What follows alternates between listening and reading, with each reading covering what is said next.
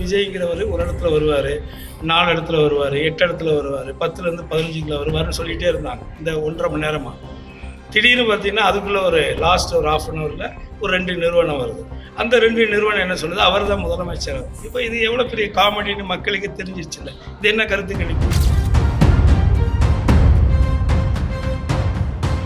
இல்லைங்க, நம்ம தேர்தலில் நின்றுருக்கோம், நம்ம களத்தில் வேலை செஞ்சுருக்கோம், அதனால் நேரடியாக மக்களை சந்திச்சிருக்கோம். ஒரு 2 லட்சத்தி என்னுடைய தொகுதியில் பார்த்தீங்கன்னா 2,78,124 வாக்காளர்.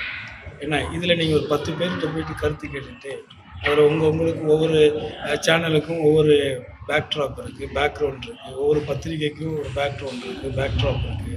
ஸோ நேற்றே நீங்கள் ஒன்று கவனித்து பார்த்தீங்கன்னா பொதுமக்களும் கவனிச்சிருப்பாங்க.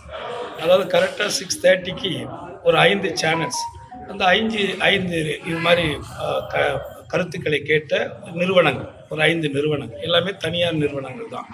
அந்த 5 பேருமே தளபதியினுடைய ஆட்சி மீண்டும் தொடரும் அப்படிங்கிறத சொல்லியிருக்காங்க. அந்த அரை மணி நேரம் கழித்து நீங்கள் பார்த்தீங்கன்னா அடிஷ்னலாக ஒரு 2 சேனல் ஒரு 2 கருத்து கணிப்பு நிறுவனம். அந்த 2 நிறுவனம் ஒத்தையில பழனிசாமி தான் சிஎம் ஆவார் அப்படின்னா அது ஒரு கருத்து கணிப்பு. இது அப்படியே தொடருது. ஆனால் இந்த 1 மணி நேரமாக பார்த்தீங்கன்னா யார் ஒருத்தரும் விஜய்ங்கிறவர் ஒரு இடத்துல வருவார், 4 இடத்துல வருவார், 8 இடத்துல வருவார், 10லேருந்து 15க்குள்ள வருவார்னு சொல்லிகிட்டே இருந்தாங்க இந்த 1.5 மணி நேரமாக. திடீர்னு பார்த்தீங்கன்னா அதுக்குள்ளே ஒரு லாஸ்ட் ஒரு ½ அன் ஹவரில் ஒரு 2 நிறுவனம் வருது. அந்த 2 நிறுவனம் என்ன சொல்லுது, அவர் தான் முதலமைச்சர். இப்போ இது எவ்வளோ பெரிய காமெடின்னு மக்களுக்கு தெரிஞ்சிருச்சு இல்லை? இது என்ன கருத்து கணிப்பு?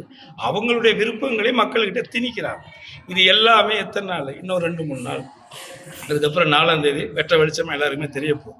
அப்போது நான் சொல்கிறேன், மக்களுக்கான திட்டங்களை நிறைவேற்றிய காரணத்தினாலும் கடந்த 5 ஆண்டுகள் சிறப்பான ஆட்சியை, மக்களுக்கான ஆட்சியை செய்ததாலும் எவ்வளோ கேம் விளாண்டாலும் எல்லாத்தையும் மீறி தளபதியினுடைய ஆட்சி மீண்டும் துவங்கும் தமிழ்நாட்டில்ங்கிறது என்னுடைய அசைக்க முடியாது. எஸ்ஏஆர் ஒரு முக்கியமான காரணம். அதில் குறிப்பாக பார்த்தீங்கன்னா எஸ்ஏஆருக்கு முன்னாடி வெளிநாடுகளில் இருக்கக்கூடியவங்க, அதே மாதிரி ஃபாரினில் வேலை செய்யக்கூடியவங்க, நீண்ட நாட்கள் வாக்களிக்காமல் இருந்தவங்க, இந்த மாதிரியான வாக்காளர்களை கணக்கெடுத்து இறந்து போனவர்கள், இப்படி எல்லாரையும் கணக்கெடுத்து அவர்களை நிவர்த்தி பண்ணியிருக்காங்க. ஸோ அந்த விதத்தில் உங்களுக்கு இப்போ இருக்கிற மக்கள் வாக்களிக்கும் போது அது அதிகமான ஒரு பர்சன்டேஜை காட்டுவோம். அதையும் தாண்டி பெண்கள், இப்போ என்னுடைய தொகுதியை வச்சு பார்த்தோம்னாக்க என்னுடைய தொகுதியில் 13-14% அதிகமாக பெண்கள் வாக்களிச்சிருக்காங்க. ஸோ அதனால் இது ஒரு ஆரோக்கியமான விஷயந்தான். ஸோ அது போக நிறைய நியூ கமர்ஸ் எலெக்ஷனில் போட்டிடுறாங்க, ஒரு 5 முனை போட்டி நடந்திருக்கு.